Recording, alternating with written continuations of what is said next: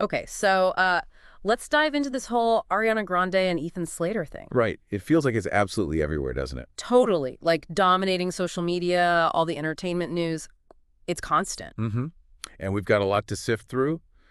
X People, Us Weekly, TMZ. And crucially, Ariana's new music, which seems to feed right into the whole narrative. Definitely adds another layer. So yeah, our mission today is basically to unpack it all. Why this relationship? Why has it got everyone talking, debating so intensely? It's a great question because right from the start, this story hits on so many things, doesn't it? Yeah. Love, obviously, but also celebrity culture, image versus reality. The whole public versus private life thing. Exactly. Those lines are just so blurry now, and it makes you wonder why this particular couple has become such a focal point. Mm-hmm.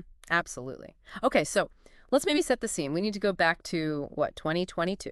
Yeah, on the set of the Wicked movies. Right. Ariana as Glinda, Ethan playing Bach. Now, on-set romances aren't exactly, unheard of in Hollywood. No, not at all. But here's where it gets messy, I guess. Well, yeah, because at that time they were both married. Ariana to Dalton Gomez and Ethan to Lily J. And Ethan and Lily had just had a baby, too, which I think is a key detail people focus on. Right, definitely adds weight. So fast forward a bit. The timeline seems really important here. It's probably the most discussed aspect because things really exploded in July 2023. That's when the news broke about the separations Exactly. News came out that both Ariana and Ethan had separated from their spouses. and the gap between those separations and them being seen together seemed, well, pretty short. Very short, according to the reports. Mm.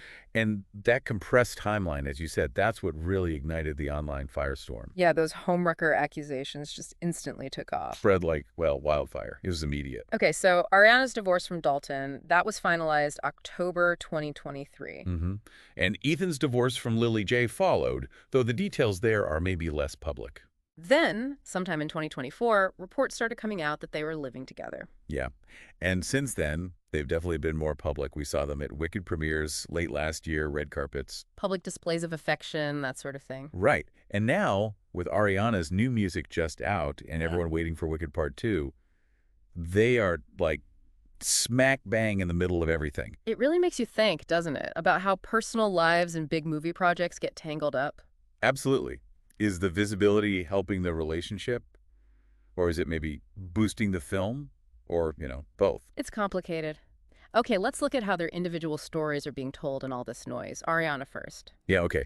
So the narrative around her seems very focused on, well, happiness and deep connection. Her new song, right, Imperfect for You, that just dropped on the deluxe, yours truly. Exactly, April 25th.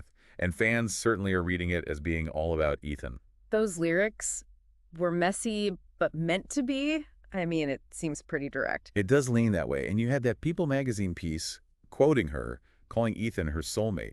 Right. So the picture from her side, or at least the one being put out there via these channels, is very much found love, profound connection, really happy. And that's a narrative we see a lot with celebrities, isn't it? Finding the one against the odds. Yeah, it's classic. People either buy right into the romance or they question the backstory. It definitely splits opinions. Okay, so what about Ethan's side? How's his story being framed? He seems quieter. Definitely less vocal publicly. The reports, like in Us Weekly, paint him as really devoted to Ariana. Supportive of her music and stuff. Yeah, very supportive while also, dealing with his own divorce stuff. He did post on X about her single release party, didn't he? Like April 26th. He did, yeah. A clear signal of support there. But generally, he seems to be keeping a lower profile overall. Why do you reckon that is? Just trying to avoid adding fuel to the fire? That would be my guess. It could easily be a strategic choice, right? Step back a bit, let the focus maybe drift towards the work, towards Wicked, rather than feed the personal drama cycle. Minimize the controversy, perhaps. Makes sense. Okay, let's wade into the reactions then. Public, social media, it's a lot. Definitely polarized. You look at sources like X, and it's night and day. You've got the hardcore fans, the Arianators. Totally. They're celebrating her happiness. You see posts like Queen's in Love, or saying Ethan's her muse. Yeah, like crediting him for her new music's vibe. Mm-hmm. But then, flip side. Yeah, the criticism is loud too. Very. And it almost always comes back to that timeline we discussed. Still getting those homewrecker vibes comments. Oh, yeah. And a lot of sympathy being expressed for Lily J, his ex-wife. Didn't TMZ report that friends of hers said she was heartbroken. They did. Which, just shows how personally invested people get in these celebrity stories. It feels real to them. And it's not just X, right? TikTok's full of it too. Apparently, yeah. Lots of memes using Wicked clips. Yeah. Glenda and Bach playing on the situation with humor. Right, right. And I saw a mention of a tweet. Went massive, like 40,000 likes. Yeah, April 25th. Basically just saying they were exhausted by all the drama.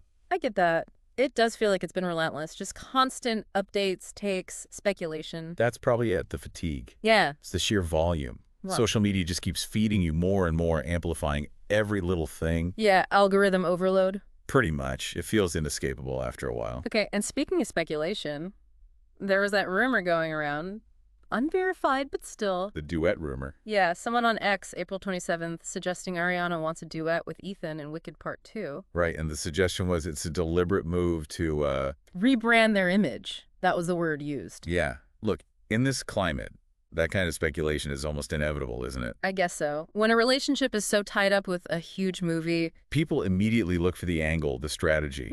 Is this real love or is it PR?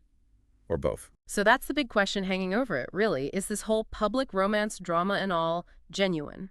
Or is it, maybe consciously or unconsciously, helping build buzz for Wicked Part 2? It's so hard to say definitively from the outside, isn't it? Almost impossible. Is it just real life crying out under this crazy, intense spotlight? Or is there some calculation involved, knowing their story is the story right now, and that ties directly into the film? I suspect the truth is probably messy, like that song lyric.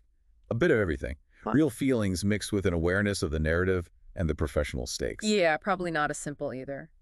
Okay, so let's try and pull the threads together. Quick recap. Met on the Wicked set, 2022. Both married. Separations announced, July 2023. Public relationship emerges quickly after. Ariana's divorce final, late 2023. They're reportedly living together by 2024. Narrative around her. Happy in love, new music reflecting it. Narrative around him, supportive, devoted, but much lower public profile. And the public reaction. Totally split. Yeah. Huge support from fans. And significant criticism focused on the timeline, sympathy for the exes. Yeah, the whole spectrum. So, thinking about all this, it leaves us with a pretty big question, doesn't it? For you, listening. Yeah, what does it all mean? When you see this level of intense scrutiny, these really divided opinions, what does it tell us about how celebrity lives play out publicly now in this digital age? And maybe even deeper, like when someone releases art, like Ariana's music or these massive Wicked films, can that ever be separated from their personal story anymore? Does the creative work just automatically get tangled up with the personal narrative online? It feels like it does. Definitely something to chew on long after we finish